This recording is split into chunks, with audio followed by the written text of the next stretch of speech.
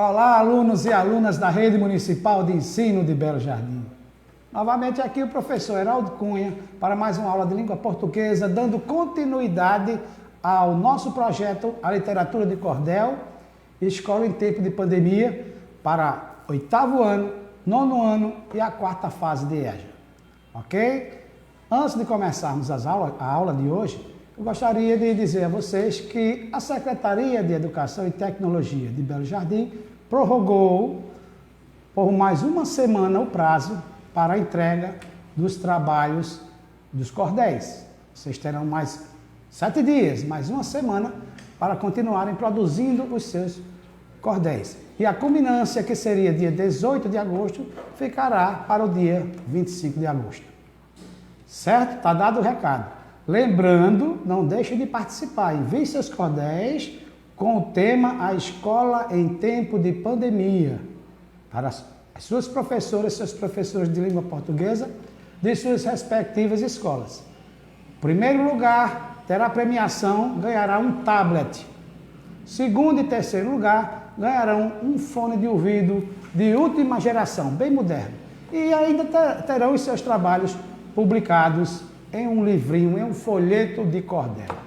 Beleza, vamos participar, hein, minha gente? Vamos lá. Então hoje vamos continuar dentro do projeto, dando continuidade à literatura de cordel. Vamos estudar hoje 4 assuntos, que são esses aqui: acróstico, licença poética, métrica e poesia matuta. Então comecemos pelo primeiro conteúdo, pelo primeiro assunto, que será abordado na aula de hoje. Acróstico. Professor, o que é acróstico? Olha aí a palavra acróstico. Primeiro vamos estudar a etimologia da palavra acróstico. Significa o quê? Ela é derivada do idioma grego.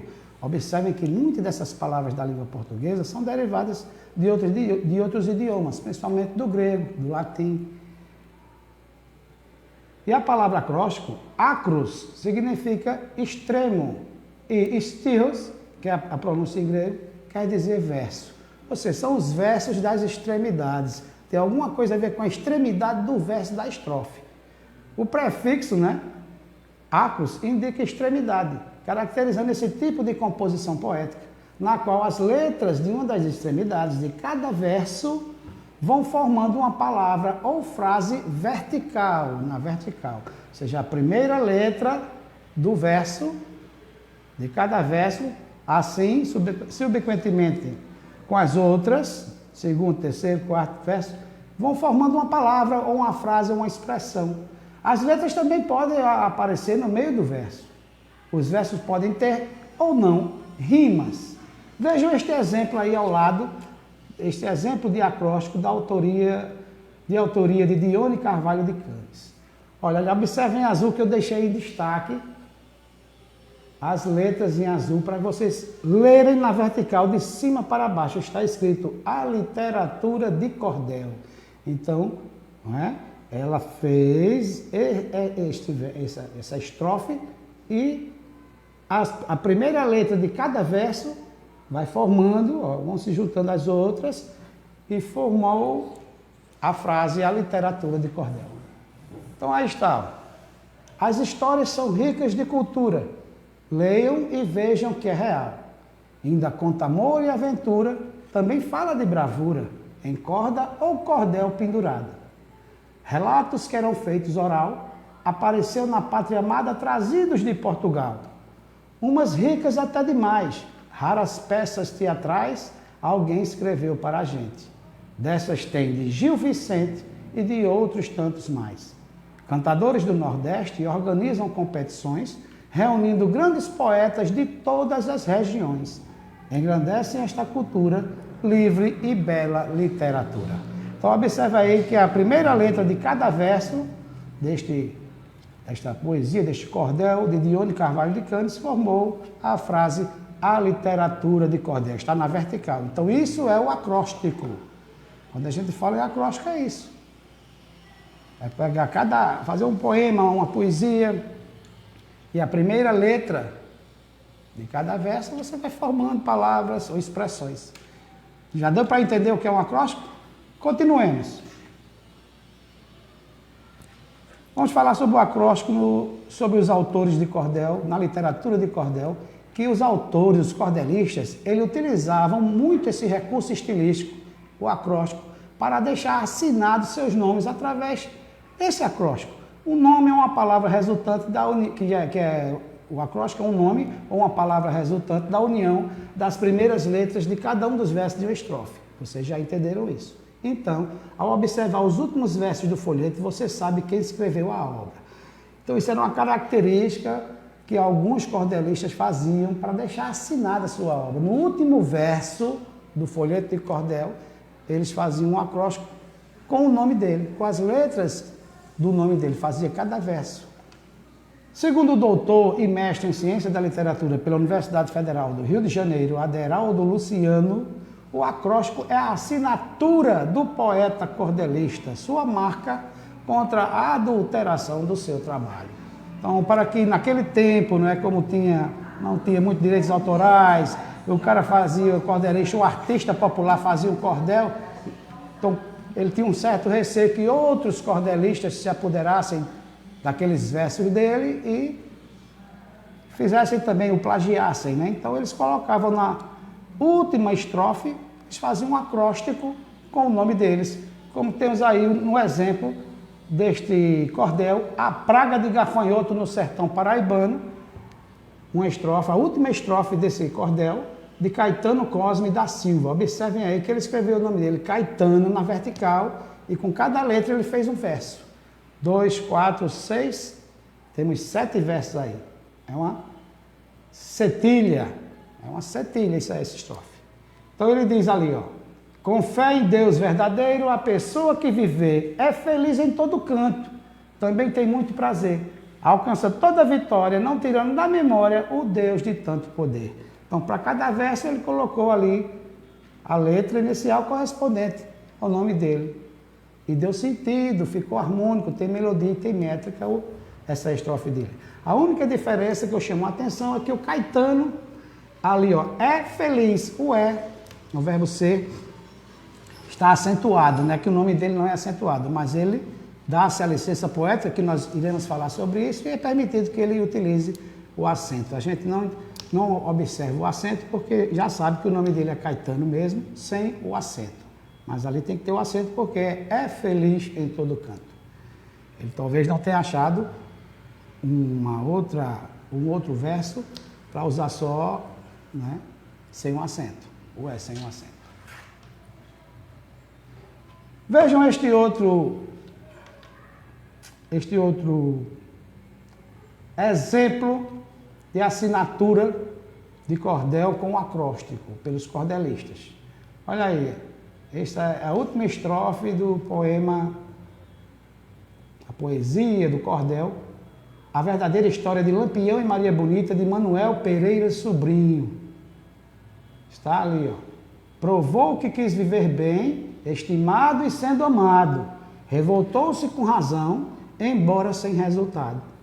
Implantou o terrorismo, rolou no véu do abismo até o último intrigado. Então observa aí que está formado o nome Pereira, né? Correspondente a Manuel Pereira, sobrinho, o autor desta história de cordel, A Verdadeira História de Lampião e Maria Bonita. Então, em relação a este cordel, Aderaldo Luciano comenta o seguinte: acontece a seguinte curiosidade, o cordel todo ele é sextilhado, é feito de sextilha, com 6 versos. Percebemos que Pereira, a palavra Pereira tem 7 letras, o autor, né, muda a estrutura das estrofes para 7 versos. Observe aí que Pereira tem 7 versos. Essa estrofe aí é uma setilha. Se você começou lá com sextilha, então ele percebeu já lá no meio do cordel que ele queria terminar com o nome dele com um acróstico. Ele disse, meu nome tem 7 letras. Então ele teve que mudar a estrutura do cordel. Ficou uma parte do cordel com sextilha e outra parte com setilha. E a conjetação fica muito mais rica ao se perceber que essa mudança procede nas últimas 7 estrofes do poema. Então, fazendo referência até ao próprio nome que tem 7 letras, Pereira, ele preferiu colocar as 7 últimas estrofes, né, com 7 versos. Então, as anteriores, do começo até essas últimas 7, tem 6. Sextilha. Mas nas últimas 7 estrofes desse poema, ele coloca 7 versos para justificar a construção desse acróstico com o seu nome, Pereira. Ok? Então, vocês já entenderam que acróstico são as letras, as iniciais de cada verso, a primeira letra de cada verso, de cada palavra de cada verso, formam uma palavra ou expressão numa linha horizontal. Pode aparecer no meio, como também pode aparecer no último verso. Vamos ver outro exemplo agora, diferente. Olha aí, a imagem de Rodolfo Coelho Cavalcante, grande poeta, repentista, cantador, compositor, cordelista alagoano, lá da cidade de Rio Largo, em Alagoas. Rodolfo Coelho Cavalcante nasceu em 1919 e faleceu em 1986, tragicamente, ele foi atropelado.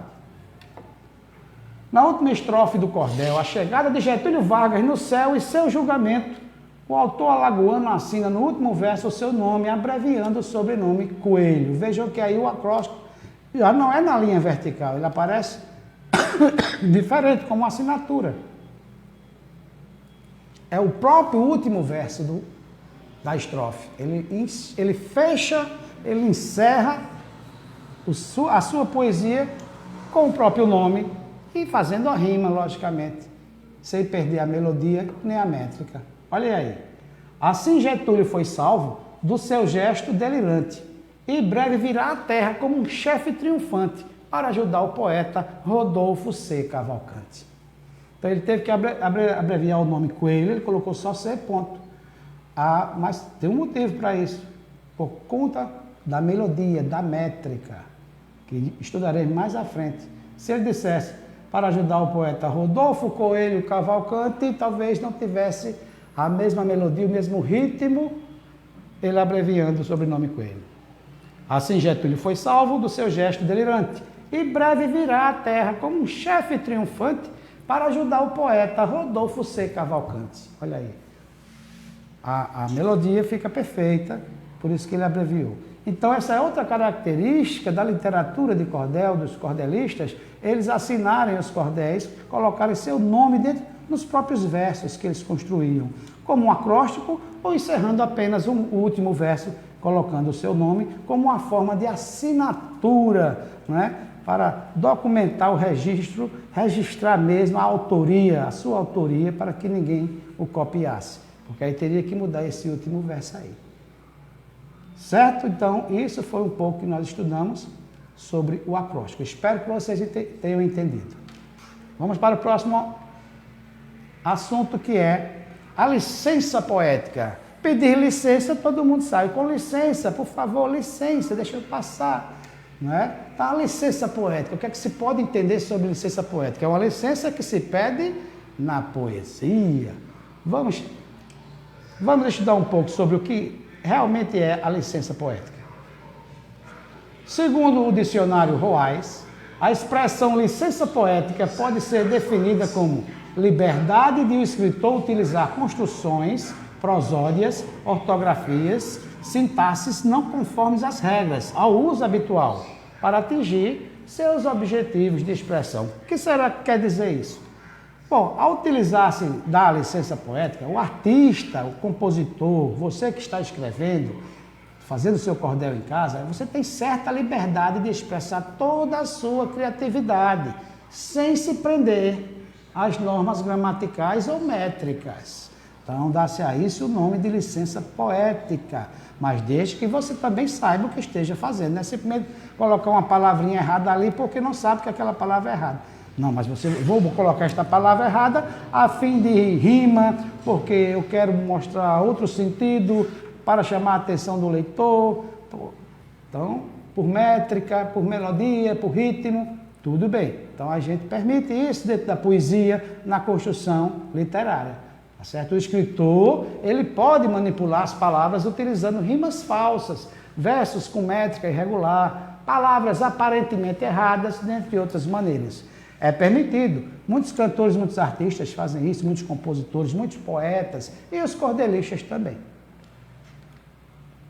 Na licença poética, nós encontramos uma espécie de erro proposital. Trata-se de uma estratégia usada pelo autor para reforçar determinado ponto. E isto não mostra o desconhecimento do artista com relação a determinado tema.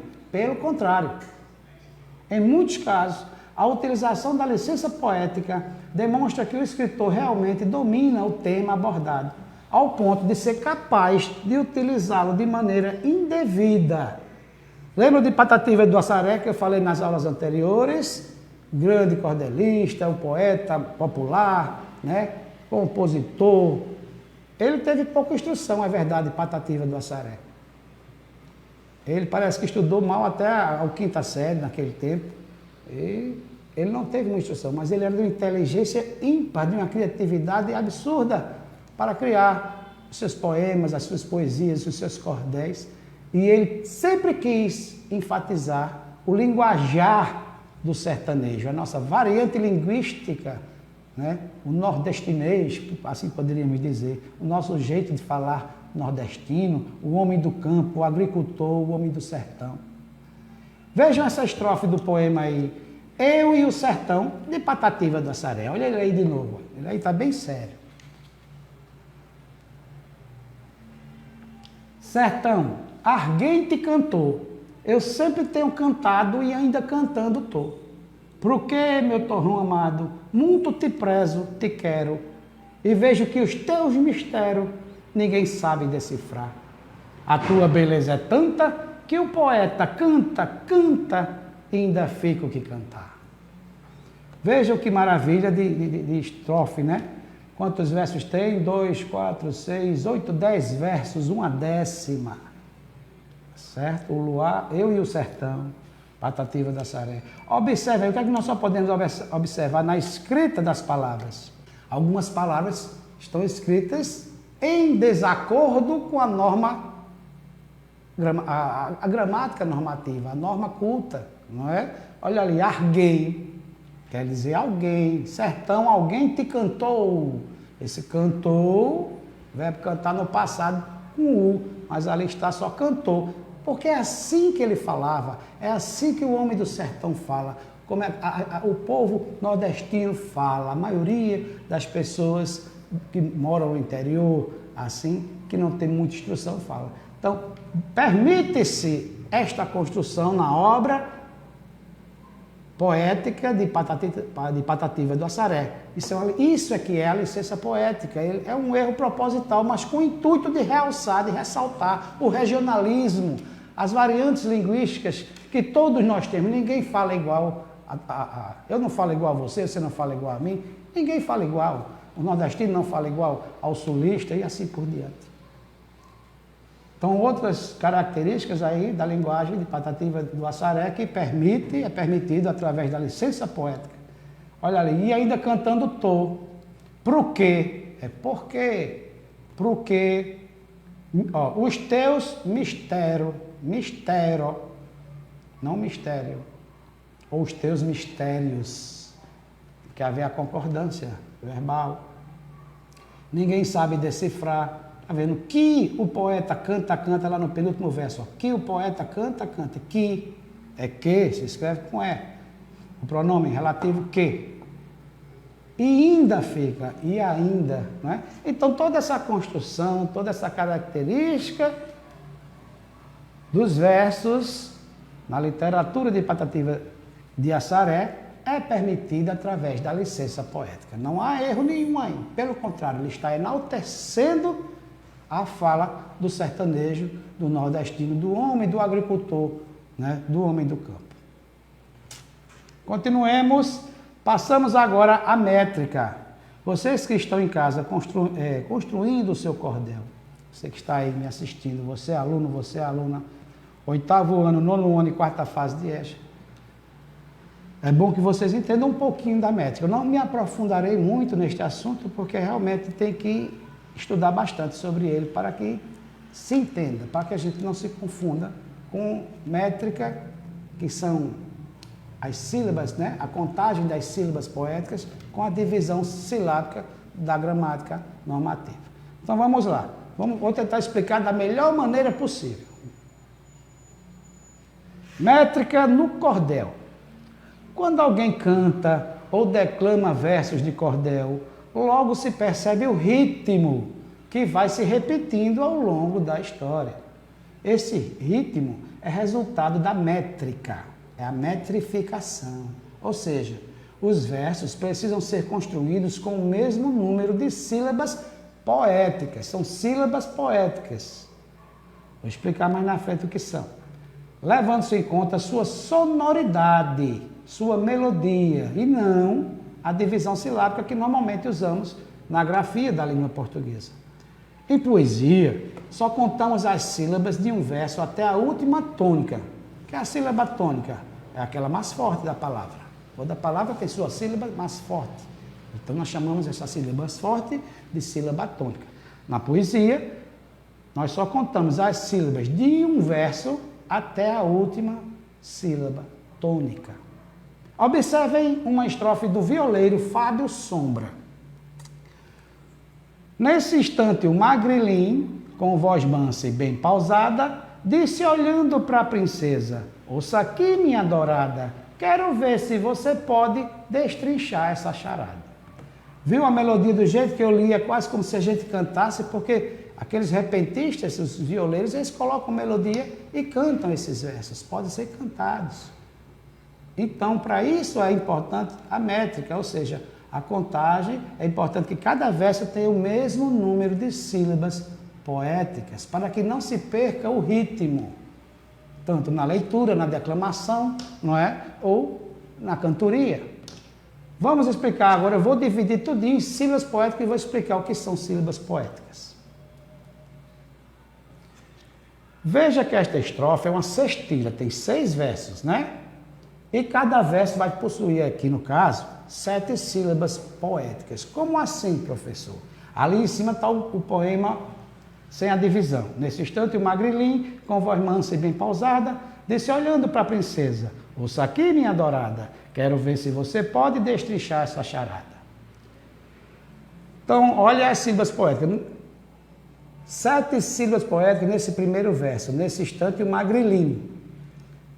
Vejam a divisão aí, é diferente da divisão silábica que nós estamos acostumados a fazer na língua portuguesa, quando vocês aprendem a dividir as palavras, fazer a divisão. Olha aí, quando há um dígrafo, o que é um dígrafo? 2 consoantes juntas. Ali no caso, nesse tem dígrafo, tem 2 S's.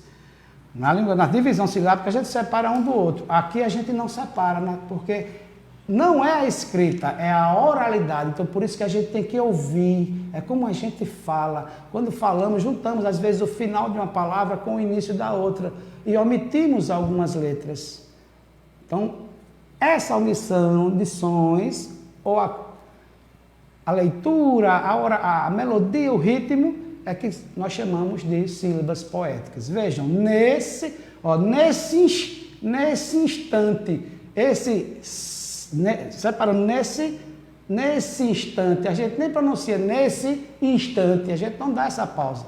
Nesse instante, o magrilim. Tá vendo? São 7 sílabas poéticas, porque a gente conta até a última sílaba. Lim, a palavra magrilim, qual é a sílaba mais forte? O lim. Então, por isso que a gente conta até ela. Se fosse a anterior, a gente só contava até a anterior, como nos outros versos seguintes. Observe que nos próximos versos, a última sílaba não é contada. Por isso que todos os versos têm 7 sílabas poéticas. Olha o segundo verso. Com voz mansa e bem pausada. Pausada. Qual é a sílaba mais forte? A sílaba tônica da palavra pausada. Pausada. Pausar. É usar. Então a gente só conta até ela poeticamente. Porque senão, no caso, teria 8. Mas todos têm 7. Então, todas as outras últimas palavras de cada verso seguinte, a sílaba tônica sempre é essa penúltima. Então, a gente só conta até ela. Se fosse a última, como é no caso de magrilim, mais forte o lim, a gente conta até ela. Então, ó, no segundo verso, como é que fica? Com voz mansa, mansi, bem, mansi, que a gente não diz mansa e não serve para cantando nem falando. Com voz mansa e bem pausada, manse. Veja que esse sai e esse se juntam, formando uma só sílaba sonora, uma só sílaba poética. É a sonoridade, é a melodia. A gente tem que aprender a ouvir. Com voz mansa e bem pausada, ó, o dá já cai. Disse olhando para a princesa: ouça aqui, minha adorada, quero ver se você pode destrinchar essa charada.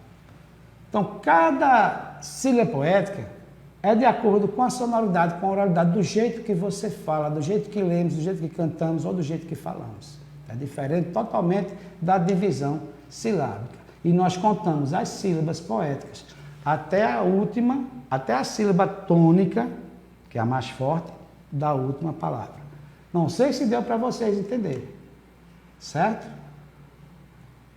Mas isto nós chamamos de metrificação ou de métrica. É a contagem das sílabas poéticas de cada verso, de uma estrofe, de um poema, de uma poesia de cordel.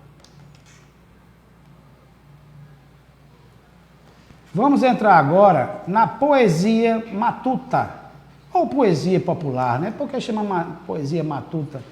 Pode ser a poesia caipira, matuta, poesia popular, é a poesia do povo, feita pelo povo, por artistas do povo, que representam o imaginário popular, a nossa cultura, e principalmente aqui no Nordeste, que nossa cultura é riquíssima. Há muitos artistas, né, que fazem cordéis, fazem poesias populares, bem ao agrado do povo, sempre com um toque de humor, né? Mesmo tratando de temas sociais ou questões políticas, ou o que seja, mas sempre com um toque de humor. Então, eu selecionei hoje, para esta aula, 2 renomados e bem conceituados artistas, né, poetas, cordelistas, compositores, músicos, declamadores da nossa região, aqui do Nordeste e da nova geração. Não são aqueles cordelistas antigos do século, digamos, 18 ou 19, ok? Então, comecemos pelo primeiro. Lógico, vou começar pelo último. A poesia de Maviael Melo. Vocês já ouviram falar deste artista aí? Deste cordelista, desse poeta? Maviael Melo. Ele é cordelista, ele é poeta, músico e compositor. Ele tem 15 anos de carreira e é natural de Guaraci, aqui, uma cidade de Pernambuco. Mas ele viveu grande parte da infância e adolescência entre a cidade baiana de Juazeiro e Petrolina, no sertão pernambucano. Atualmente ele reside em Salvador. E ele, há algum tempo, ele fez um poema que ficou em destaque, ficou muito conhecido, né? Ele se apresentou em vários programas de televisão para declamar, para recitar esse poema de sua autoria. E o poema chama-se Campanha Eleitoral, o qual leremos a seguir. Cai bem ao gosto do nosso tempo, né? Que é o ano de eleição.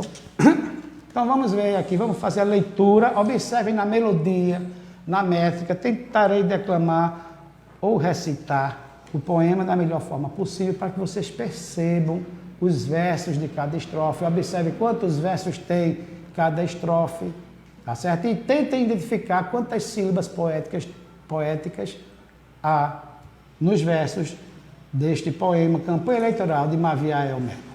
Vamos lá. Um senador do estado passou dessa para melhor, ou para outra bem pior. Vou relatar o passado. Chegando o pobre coitado na porta do firmamento, São Pedro disse: um momento, tenha calma, cidadão, faça aqui sua opção e assine o requerimento. Pois aqui tem governia, tudo está no seu lugar, e você vai optar onde quer passar o dia. Depois, com democracia, me dará sua resposta, fazendo a sua proposta de ir para o céu ou para o inferno, viver de túnica ou de terno, do jeito que você gosta. Vendo? O cara, o senador, morreu, foi para o céu. São Pedro mandou ele escolher se ele queria ficar no céu ou no inferno. Vamos ver aí. Primeira e segunda estrofe, 2, 4, 6, 8, 10 versos. São décimas. Todo poema escrito em décimas. Poemas, né? Estrofes com 10 versos.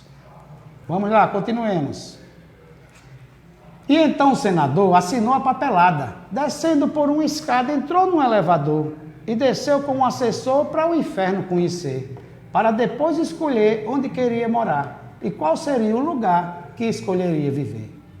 E no inferno ele viu um campo todo gramado, verdinho, bem arrumado, como os que tem no Brasil. Um homem grande e gentil disse-lhe: eu sou o cão, muito prazer, meu irmão. Aqui você é quem manda, e deu ordens para que a banda tocasse outro baião. Encaminhou a visita para uma mesa repleta, uma assessoria completa, num alpendre em palafita, uma assistente bonita, cerveja, uísque e salgados, dinheiro para os carteados, charutos bons e cubanos. Foi relembrando dos anos e dos acordos fechados. Encontrou com os amigos dos tempos áureos de glórias, relembrando as histórias que já haviam esquecido. Uísques envelhecidos não paravam de chegar. Parecia um marajá, jogando carta e fumando, mas já estava chegando a hora dele voltar. E então, no elevador, ele tornou a subir, para então se decidir e finalmente propor. E no céu, o senador viu um cenário de paz, com um sereno assaz, anjinhos tocando lira. São Pedro disse: confira, escolha e não volte atrás. Era um silêncio danado, sem uísque, sem cerveja, no máximo uma cereja, e ele ali agoniado. Disse assim ressaqueado: já tomei minha decisão, quero ir morar com o cão, pois lá me sinto melhor. Não que aqui seja pior, é questão de opinião. São Pedro disse: pois bem, pode ir para o elevador que logo meu assessor fará o que lhe convém. O senador disse amém, já pensando no sucesso que seria o seu regresso para o quinto do inferno. Lá também seria eterno e a tudo teria acesso. E assim que ele desceu, numa imensa alegria, sentiu logo uma agonia, algo estranho percebeu. Atrás desapareceu a porta do elevador, e o pobre do senador só via fogo e tortura. Deu-lhe logo uma amargura naquele cenário de horror. Nisso ia passando o cão, deu-lhe uma chibatada, sorrindo engargalhada, remexendo um caldeirão, e empurrou-lhe um ferrão, deixando a testa ferida. E ele, fulo da vida, disse: rapaz, sou eu, o senador, se esqueceu? Cadê aquela acolhida? Eu peguei o bonde errado, ou o cabra se atrapalhou e para cá me mandou. Deve ter se enganado, meu lugar é no gramado, jogando carta e fumando. Eu não estou lhe cobrando, foi você que ofereceu. E o uísque, se esqueceu? Eu devo estar delirando. E o diabo a sorrir disse-lhe: seja bem-vindo, e o que estás me pedindo eu não vou poder cumprir. Quando estivestes aqui, naquela ocasião, não era outra coisa não, também não me leve a mal. Foi campanha eleitoral e eu ganhei a eleição. Ok? Bem engraçado aí, né? Tem um pouco de humor, muito humor.